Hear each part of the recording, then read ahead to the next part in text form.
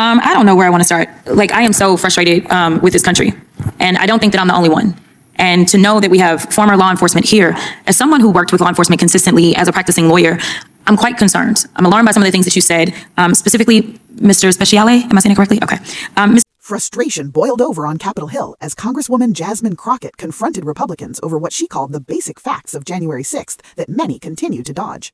Speaking directly to former law enforcement witnesses, the Texas Democrat said she was not just irritated, she was alarmed by how easily reality was being rewritten in the hearing room. I don't know where I want to start. Like, I am so frustrated with this country, and I don't think that I'm the only one. And to know that we have former law enforcement here, as someone who worked with law enforcement consistently as a practicing lawyer, I'm quite concerned. I'm alarmed by some of the things that you said, specifically Mr. Speciale. Am I saying it correctly? Okay. Mr. Speciale, you said, and I may quote you incorrectly, so correct me, you were warning your family about the possibility of the FBI busting into your home. Is that correct? Close enough? Yeah, because they were raiding American citizens all over the United States for trespass. And you'd agree with me that No, I don't agree that you should use FBI tactical teams to raid people who are trespassing. That's not what I was saying. I'm sorry, I was moving a little slow because I wanted to make sure I quoted this correctly. Are you aware that the FBI recently executed a search warrant at a Washington Post reporter's home? No, I'm not aware of that. Okay, but you'd agree with me that doing something like that with the FBI sounds like what you were afraid of happening, and to be clear, that never happened to you, correct? No, it didn't, but I was aware of the FBI investigation for 2.5 years. But you did not, so they never busted into your home. But you were concerned and you felt like that would be wrong. And so what I'm trying to understand is that there's a lot of complaints about the Ray FBI, and I won't opine on that, but I will make it clear, and Mr. Romano, help me out if I'm wrong, but was Mr. Ray appointed by Donald J. Trump himself? Mr. Ray? No. Mr. Christopher Wray, who was the FBI director. Okay, so he was appointed by Donald Trump, and right now, it's interesting because we sit here and we're talking about domestic terrorism, and every day there are Americans concerned about ICE and what ICE is doing. So let me ask you a different question that you may be familiar with. As it relates to the training that the average FBI officer gets before they are admitted as officers, is it longer than 47 days? Yes or no? I don't think that I'm the person that you should be asking that question. I think that the retired FBI agent should be. Anybody want to answer that who's been in law enforcement? Yes, ma'am. The FBI Academy ranges anywhere from, it changes in length and duration. It can go from 12, 14, 16, it's up to 18, 20 weeks Okay. at a time. Thank you so much. So here it is. We have people, and I know that there have been conversations about political opponents. I believe it may have been you, Mr. Paiota, that you talked about political opponents being prosecuted. Let me ask you, Mr. Romano, though, are you aware that this DOJ has gone after Jerome Powell or is going after Jerome Powell? I'm aware of reporting to that effect, yes. Are you aware of this DOJ going after Tish James? Yes. Are you aware of this DOJ going after James Comey? Yes, after the president tweeted that they should. And are you also aware that James Comey is not currently being prosecuted? His case was dismissed. I am. Are you also aware that Tish James' case was dismissed? Yes. Are you also aware that a number of times that they tried to indict Tish James, they were unsuccessful? I am. Now, as a career prosecutor, how many times did you have to try to get people indicted before you could finally secure an indictment? I never had the grand jury reject an indictment that I presented. Oh, okay. All right. Well, it seems like maybe they still need you there because they are struggling. In addition to that, I want to talk because like the conspiracy theories are driving me insane. And maybe it is because I'm used to the law just being the law and practicing and getting into a courtroom, and maybe it's because I've been there.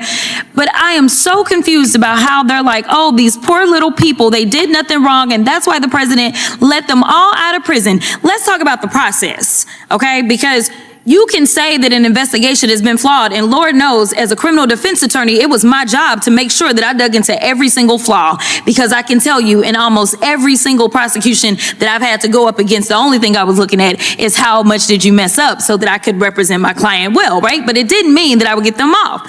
So I'm trying to figure out, did these people, over 1,000 people, get convicted of something that they did in a criminal way on January 6th, yes or no? Yes. Okay, so then you come back and they were convicted by what? A jury, some of them? Mostly juries, some judges. And some people actually did what we call a plea bargain, correct? Correct. Meaning that they walked in and they said, I am guilty, correct?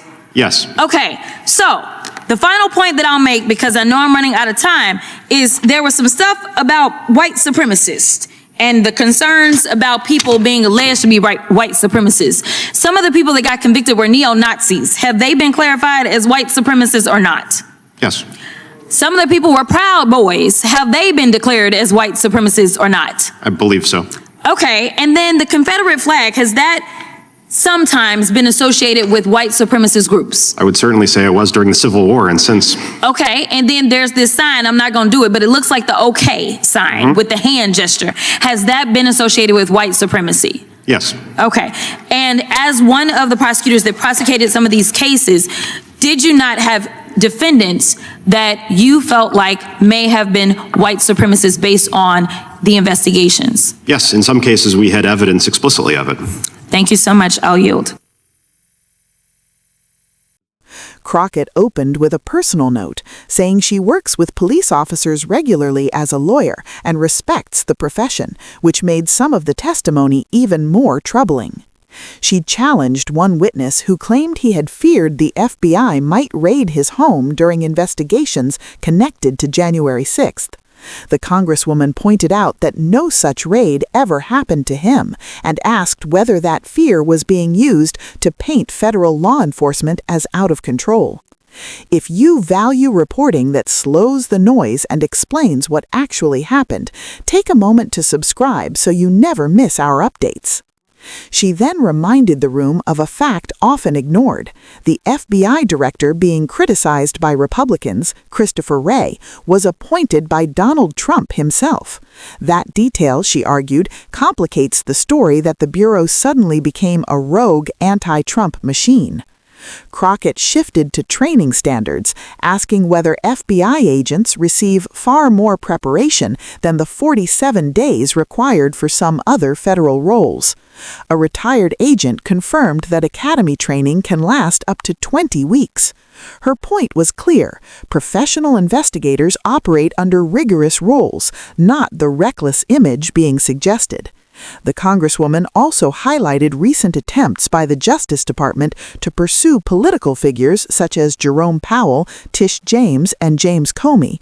She noted that several of those efforts were dismissed by courts, suggesting the system still contains safeguards.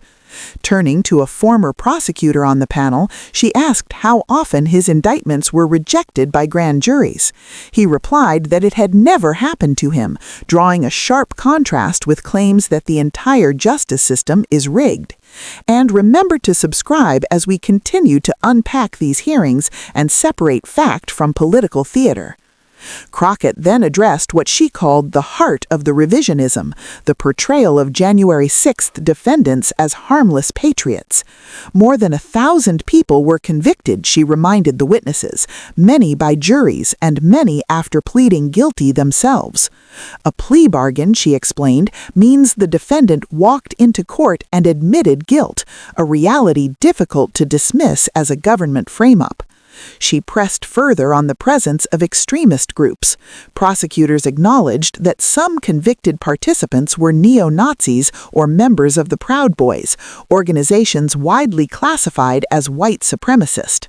She asked whether symbols seen that day, including Confederate flags and certain hand gestures, have long been associated with racist movements.